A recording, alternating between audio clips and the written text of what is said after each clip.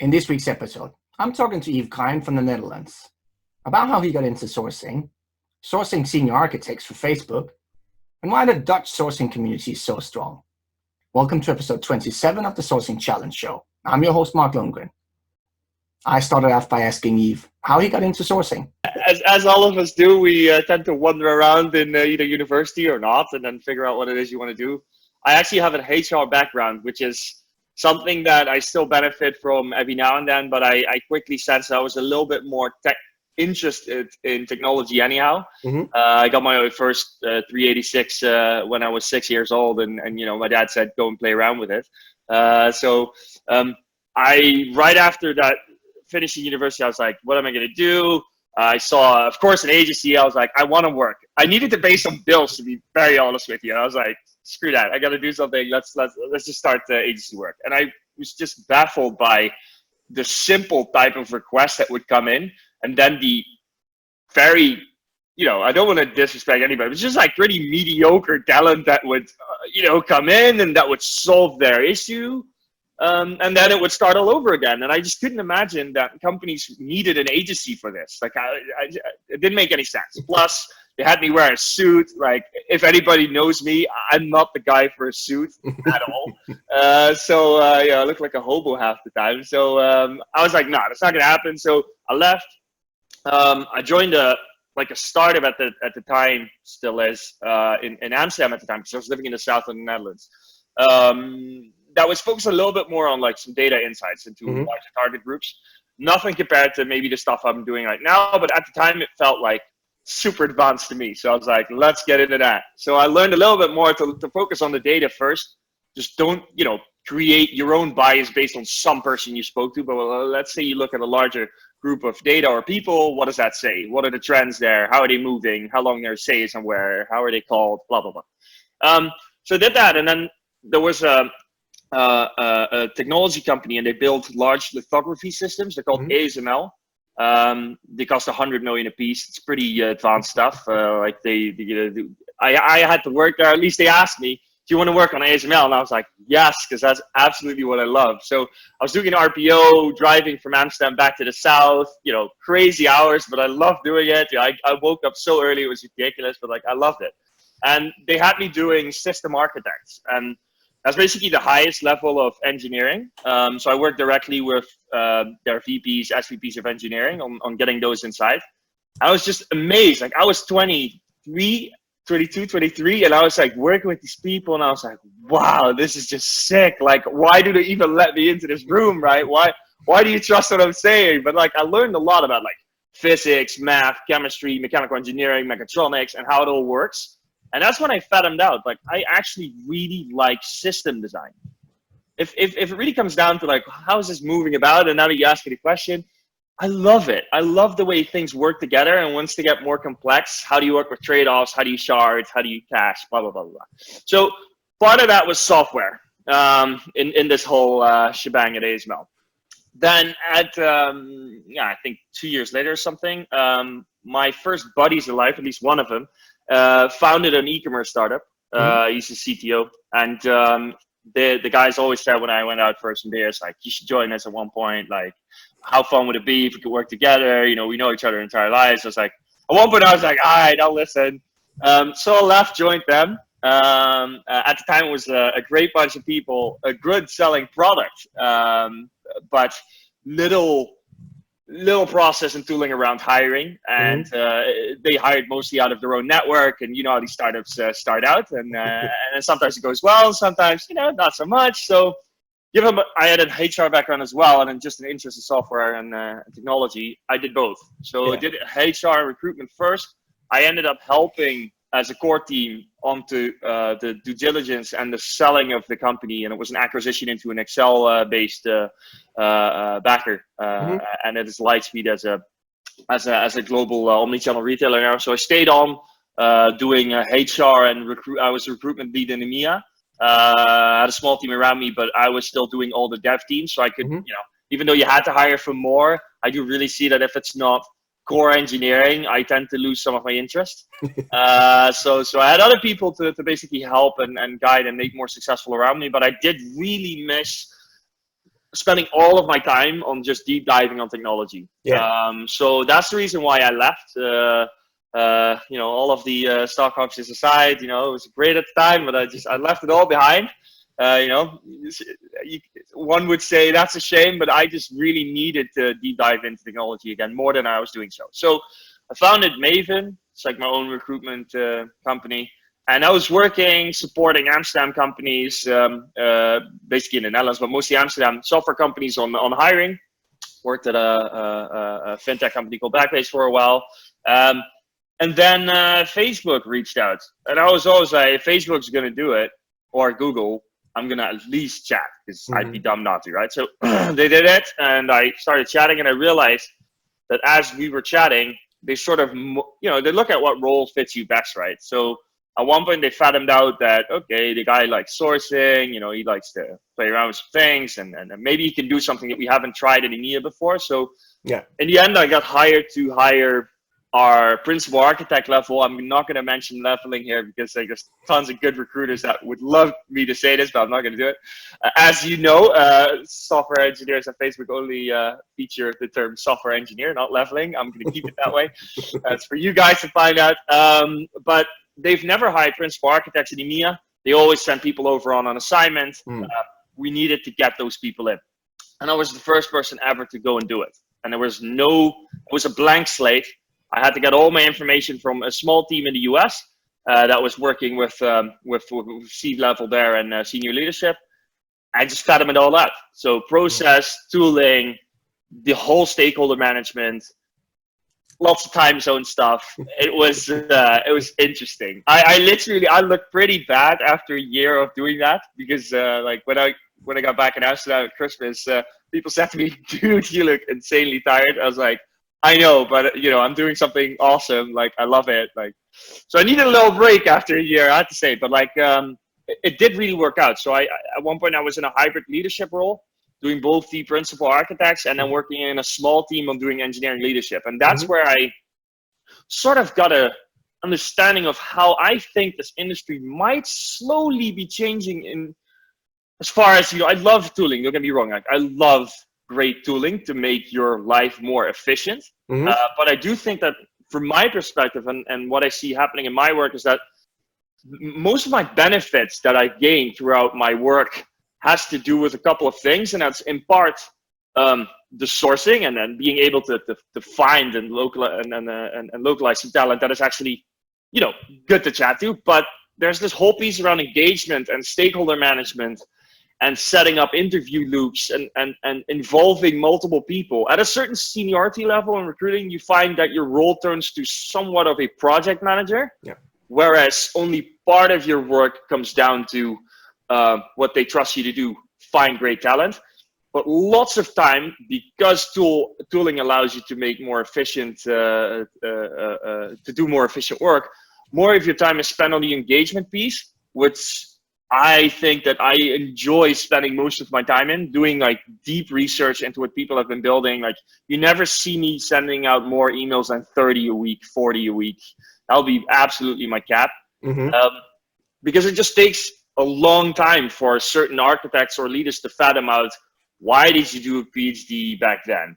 What did you build? If I look at all kinds of patent research, whether that's FPO, Google Patent Search, ResearchGate, Justitia, EPO, what did you build and why? Where did you speak? In what domain do you like to feel comfortable in? But really dig deep. And then when you reach out, really funny enough, I can't mention nor company or person, of course, but just an hour ago, I got a message from a leader again going, it's pretty sick what you're sending me. I've never seen this before. And it's a leading tech company. And they're like, why don't you join us? I fairly often get those things, because what I realize is, many people just still work the volume game. They know how to identify great people, but you're never going to hire top contributors from something by just sending an email. And the people that will watch the show know this, but there's the difference between knowing it and acting upon it. And I still think there's a shift between people that still know it, but don't really act upon it. I really hope that, especially this community, that people dig deeper, that people go the extra mile to figure out what are the reasonings. It doesn't matter whether you work at Facebook, whether you work for Uber. Ignore the brand, because all these people at one point are at such a comfortable position doing groundbreaking work that it helps to approach a certain, I don't know, somebody who built a certain binary or whatever, or compiler. It helps. But at the end, they don't care anymore because they're doing something amazing. So what's going to entice them out of this super comfortable environment, also open source wise, they're well respected in the industry. Why would they ever leave? And that comes down to your research, and that comes down to engagement. Mm-hmm. I think that I'd rather spend most of my time there, since I don't work high volume. Yeah. Like last year in 6 months, I sent 256 or 257 emails, which got me 8 offers that were like really senior. Yeah. So if you look at conversion and time spent, I think there is a whole piece of domain knowledge and a piece of engagement that I tend to focus more on. And I like really love great tooling that comes out, like, you know, and I love the people that are huge advocates of that. I am as well.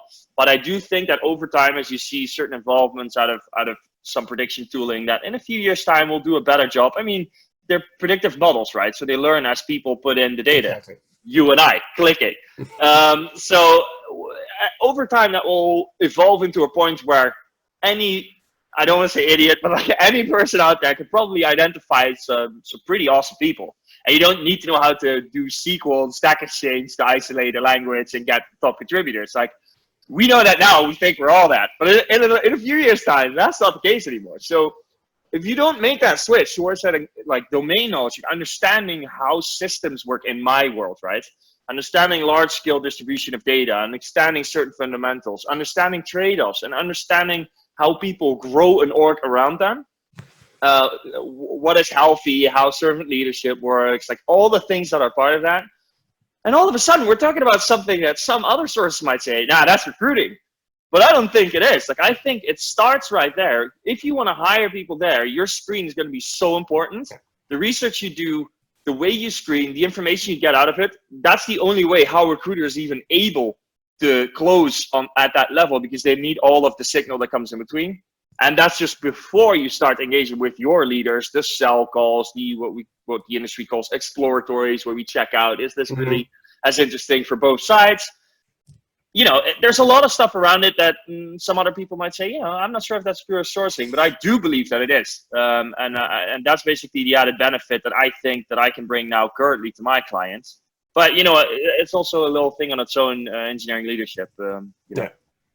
I mean, what kind of tools or processes do you use to really be able to to dig down into their experience, or is it very much kind of just looking at what you have and then digging down into those?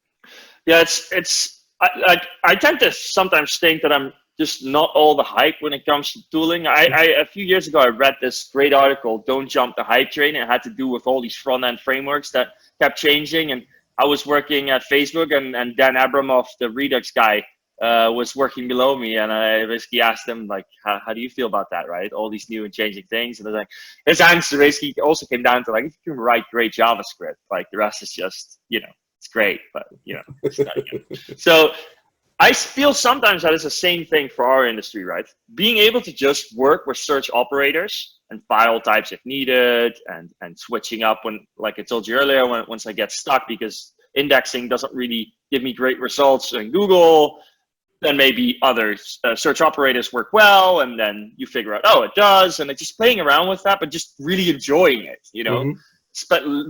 Wasting some of your time there, but just learning something on as you do it. So that gets me a long way, and that's also how I figure out, together with, if they've ever worked on some patents, or if they ever did research in the past, like, in which domain is it? Or is it in a very broad scope, and why is that? And how does that now work out for some of the domains that we're working on? So I'm reading a lot. I spend like lots of time just reading, and then some of my time typing. But that's basically how I look at it. So what do I use? Sometimes custom search engines, depending on what I want to work with. But, you know, if you're really working on a specific domain and you want to upload an XML file with lots of keywords, you know, so you can bypass the 32 in Google, then great. Or emphasize or get false positives out of it, you know, all those things. Data scraping, as you of course know, sometimes I go to you for questions because I want to do a better job, and sometimes you really give me some good insights. So there's stuff there that I'm working with. Yeah, and all of my other time is spent on reading about computer science, to be honest. Like understanding system design mostly, because in my work, you balance out clear coding signal, which I can do certain classes in PHP, and I can tell you about static analysis on those. And I've done that in the past, where you just get people from GitHub, clone their repository, analyze them statically, and you can at least say something about the quality of code. But it's a very poor man's job compared to what an engineer can do, right? Or live coding. So what I focus more on is on the system design piece. How are things built? Why? There's tons of stuff that then is written about it through third-party sources. All of a sudden this blows up, or all of a sudden this company's doing big things. And then you learn, and you know that certain people have a big dip into architectural decisions. So that's mostly how I, enlighten myself a bit. Yeah. And I talk a lot to our leadership as well, and to our architects, wherever that may be, whether that was on my time at Facebook or now at my clients. That's how I just learn a lot more. And then with regards to execution on it, lots of bookmarklets to highlight stuff and move around quickly, mix-max to make sure I can set up whatever stuff in with regards to email I need to do. OSINT, if I get stuck on a person, I really don't know how to find stuff anymore. Great tool, of course. On GitHub, either Coder Stats or Hovercard or something to quickly get an understanding of things.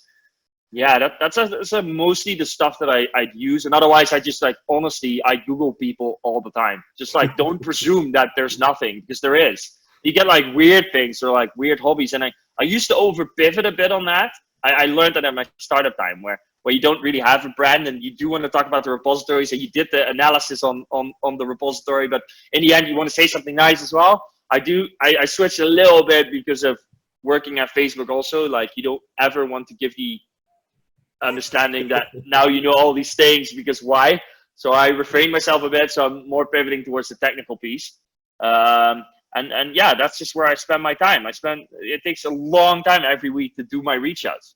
And I have to explain all the time when I start out on a new gig, be patient, this is going to work, but you need to trust me. Take time. My conversion will kick in. And you see that happening right now. We're getting good traction fairly quickly on some roles now. So, it's also about explaining to your surroundings how you do things. I've learned over time that as a source, you can do amazing things. And I sometimes see things in the industry where I go, wow, this is just very special. This is great.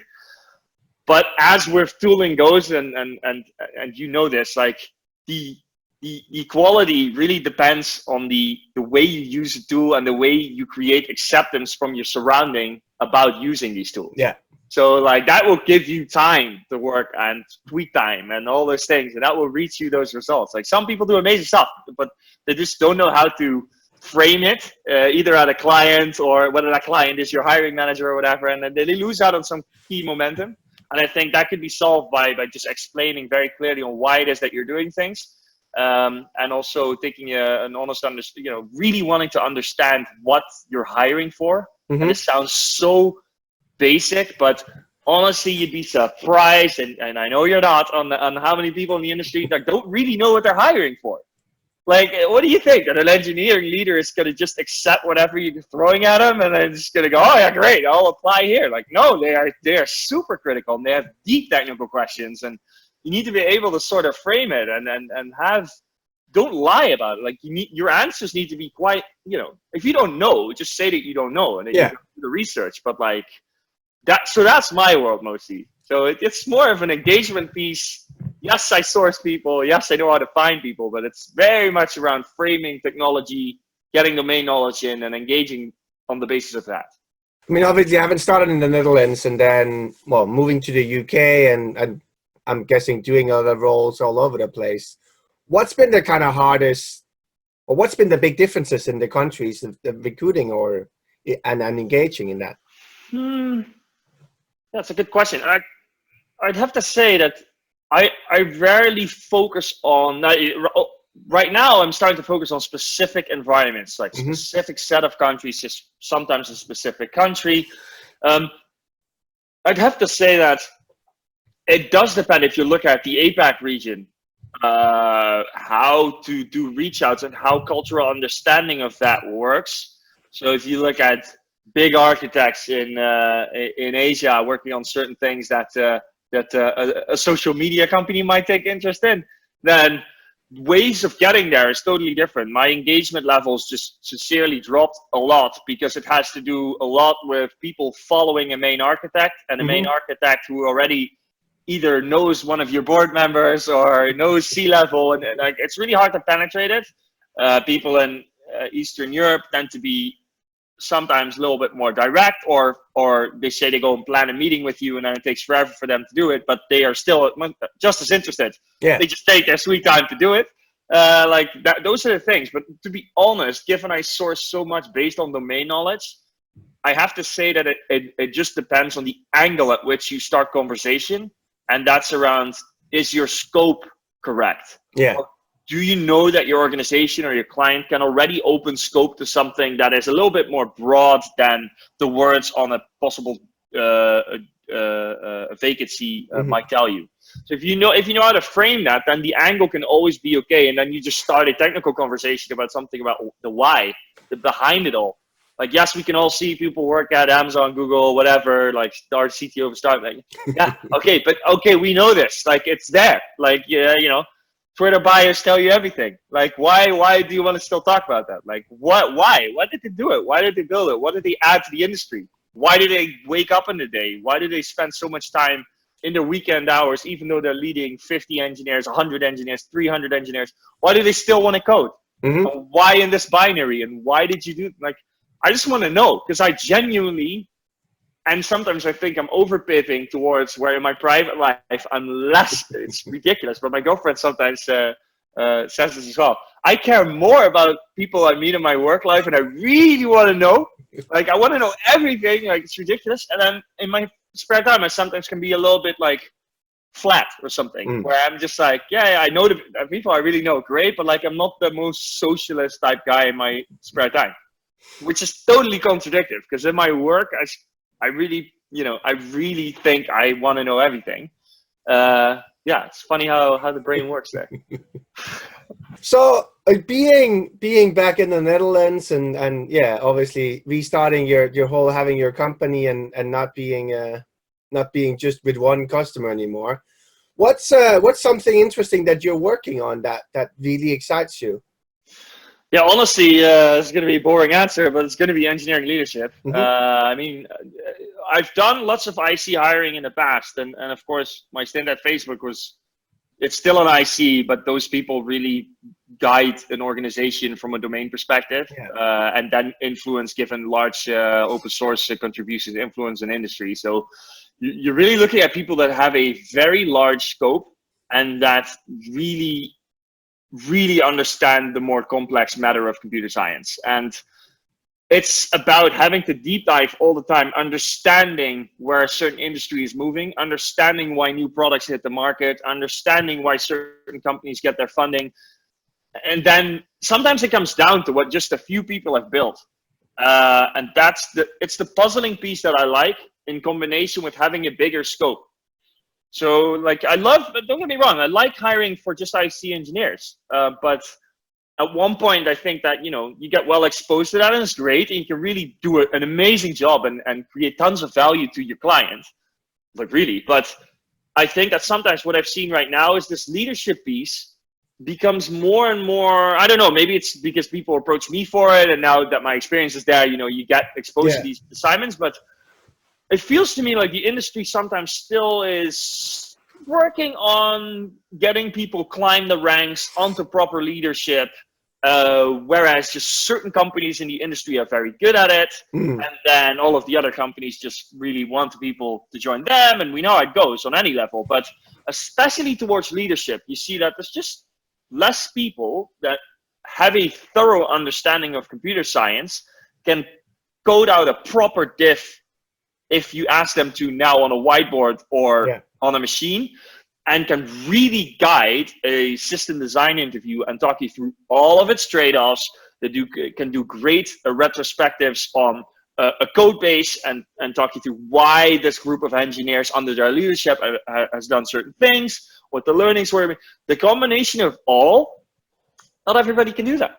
So there's just a specific interest for me to find out what makes those people tick, and like why they are so good at it. And that's basically the reason why I'm doing what I'm doing today. When you started your career, where were some of the places that you picked up things and learned, or was there any kind of influencers that you looked to and that you just picked up things from? For sure. Like SourceCon, the day I found that it changed my life. It's crazy. I think I met Jeremy a few years later on a conference in Atlanta, somewhere in like a big hotel, and I saw him. I was like, dude, you really changed my life, man. I just want to thank you. Like, we drank beer together, and I was just like, thank you, So people like those, Willem Wijnands, who's a buddy of mine. Back in the day, I think he was doing great stuff already, open sourcing lots of his work. I think he got me really interested to do better. Like, he was my bar raiser at the time, I think. Yeah.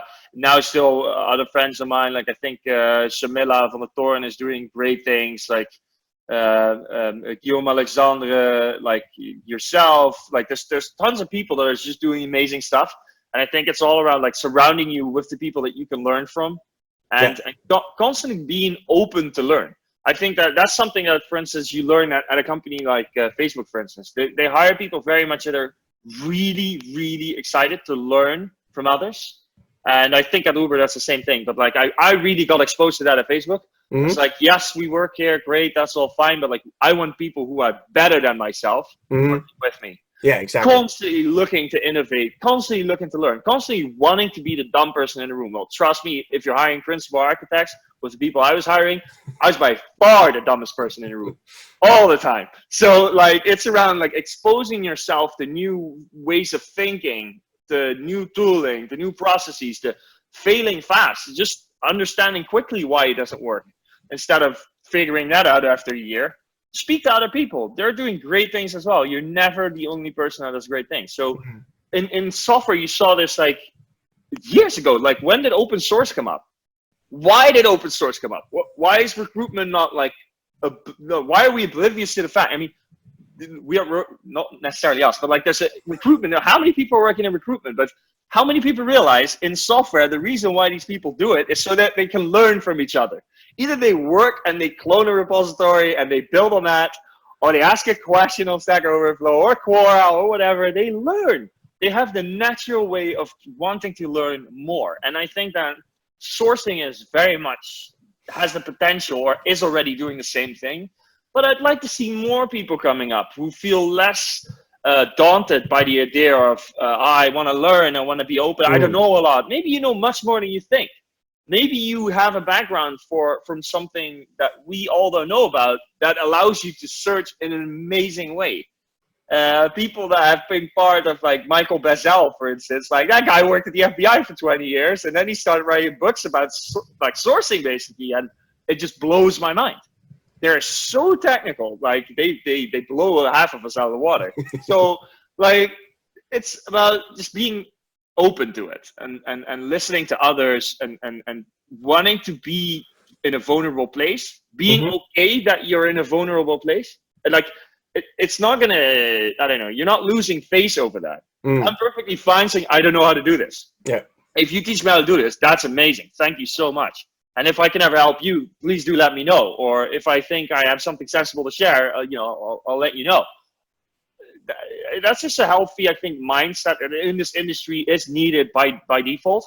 Because you'll see as the market grows and as more people in the industry tend to just spam the market, you're going to get less and less response from the people you actually still want to hire. Because you get lost in a pile of emails. Whether you find and mine that private email, you get lost. And it doesn't matter. Like, you can have yourself a great proposition, they'll never find you anymore. So it's about like, I think you almost owe it to the industry to like do something sensible when you reach out. That's what I sometimes feel like. I can ask in 2 reminders, really open and honestly, why did you not reply to me? I think I sort of shown to you that, you know, I did my homework. I don't know, like explicitly put it in my email, but like people do really come back to me a lot, and like the large portion of them acknowledges the fact that they have never seen this before. They're either really flattered and not moving, but happy to refer, but you get tons of openings and you don't hurt the industry more and more than some of the other people in our industry are doing. And I think that's just, I don't know, talking about holistic again. I think that is very important when you're working in the space. Don't pollute it. And as you said, it's about not focusing on the like how many do I need to send out, but like the people that I've identified, how do I actually get to talk to all of them? Exactly, because like for some of my roles, my target group will grow only with 10 people a year. So and let's say the initial target group is no bigger than 100 if you're lucky.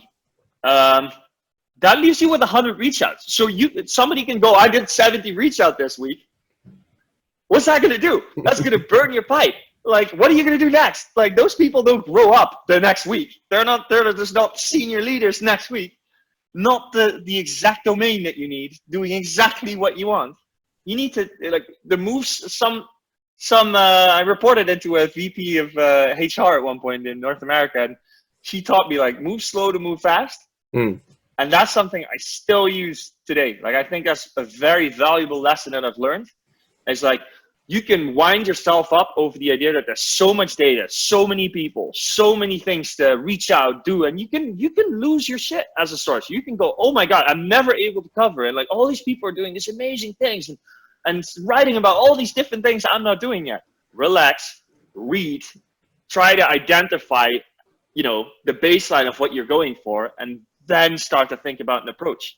And for most recs in the industry, that's a rec-based approach. And this stuff that I'm doing, it's a candidate level. You've built reach out, you think about the cells, the exploratories, you built a custom interview loop that caters exactly to getting the kind of signal that you want with your leaders. And it's very much a back and forth that you do. And again, some people think, oh yeah, that's a recruiter's job, right? No, in my case, that's very much part of the work that I do. And that's why a recruiter then has tons of signal that when it's time to represent a candidate at candidate review, there is signal. There is proper technical signal, and you can actually make a hiring decision, and that allows your counterpart recruiter, in my case, given I don't do a 360 role right now, to close that candidate. Yeah. No, because they have the right information. Yeah, and it's about getting as much of it as possible, and that doesn't stop after a screen. No, exactly. You know, think about the loop. Feel responsible for the end goal. Even though some companies might say, I get a sourcer is rewarded based on offer extends. Some people might say no, offer accepts, or whatever is the case. I think you should handle it as if it's your responsibilities just as much as the recruiter to get them hired. Yeah. And I expect for my recruiter counterparts to think the same way, to actually maximize every possible option and trust your recruiter a lot to maximize the opportunity. Because again, there might only be 100, of which out of 100 that year, only 15 want to chat to you. Yeah. That's 15 opportunities. Go through the pipeline, look at conversion rates. What's going to leave you with? Maybe 2 options, 3 options to close if you're lucky. You need them. Like, if you lose them, some companies might not be able to roll out a certain product in a certain region. Because that's, again, what I'm looking at. Like, it's not some engineer in a team. No. It's people guiding large, multiple teams or an organization. Yeah. If you don't have that, that loses my client or my company. That makes them lose a potential market opportunity. And yeah, if you look at it from that perspective, those reach outs are freaking important. Tell me about the Dutch sourcing community. It's one of the biggest in Europe. Really? What's kind of been your experience with it? How has it been built up since you started, and what's it look like today? Yeah, it's like I'm very happy to be part of the Dutch sourcing community. I think a few years back, when I got exposed to it more and more, I found that we have a little group in the Netherlands, Slackers and Hackers, and I'm one of the admins. So it's a group of 4 of us. And James, a guy from Katowice, started it. You know, it sort of mimics the DVRs and all of that. Only I sometimes check like the same question I ask on DVR, and then I ask him in my own community. My own community is just very bought into wanting to find an answer. So we have tons of great sources, and I constantly meet new ones that I go, wow, you're doing great things. You're actually really giving me a solid answer. And even though it might not sometimes work, it gives me a new insight to something, and I can either cross out a certain path that I know just doesn't work there. Yeah. So it's a really bought into environment, I think. I mean, last time I checked, there were like 300 plus members in it, and there's really great contributing happening there. So to be honest, like we do fairly regularly, we do meetups. I'd like to do more of them, and we're chatting. I'm doing a new one now as well. Sometimes people meet up in smaller groups as they really want to focus on a certain tool. So that's when, you know, the Enrico Heidelbergs, and again the Shamilas and the Willems and all those people, and Marcel van der Meer, like those people, they take a good, healthy interest in wanting to really know, and I learn from those people. So having those people around you is just an enrichment to anyone. And I think that if you just look at it like that, and you have great people around you, and you learn from them constantly, even though I'm working out of my own company on some assignment, it might be that I work with these people in the future. And knowing that the level of talent that is out there, that's just really exciting to me.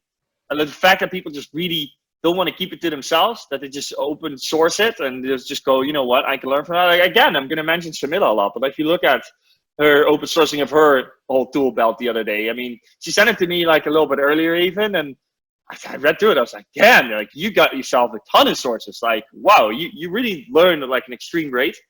That's just badass. I think that, you know, if we only have like 10x the amount of people that would do that, like that would guide our industry. And again, don't pollute the industry. You learn an excessive amount of these people.